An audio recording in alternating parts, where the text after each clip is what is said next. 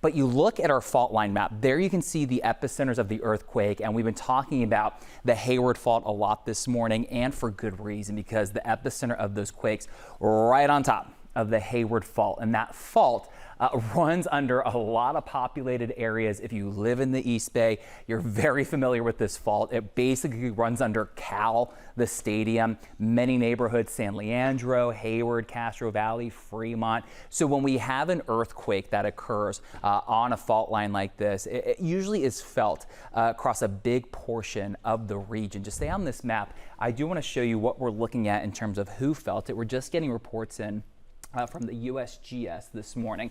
So here is so far people who have called in to the USGS or online have given their reports. Of course, we're not surprised. A big portion of the East Bay, you felt that. Reports coming in from the city. But for the most part, you look at this map right now, and it was just weak to moderate shaking across the East Bay. And that's exactly what we would anticipate. When you have a magnitude 4.1 earthquake, it's often very fast, and especially when it's on the Hayward Fault, it almost feels like a quick jolt to where you are in a building that you're occupying, and then it's over in a matter of 1 or 2 seconds. So what we're looking at is that those reports are likely just going to be people that noticed it, would not expect to find much in the way of any damage to buildings with a magnitude of this size.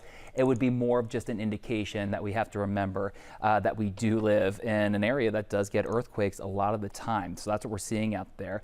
Just again, looking at where the earthquakes are this morning. Okay, here we go. So the USGS is just revising some of their numbers, bringing it down just a little bit this morning, just double checking here that this is the latest that they have. Okay, so yeah, this is what they're saying now is that we're going to revise this number. We're going to look at the data, and they're saying now that we're down to a 3.9.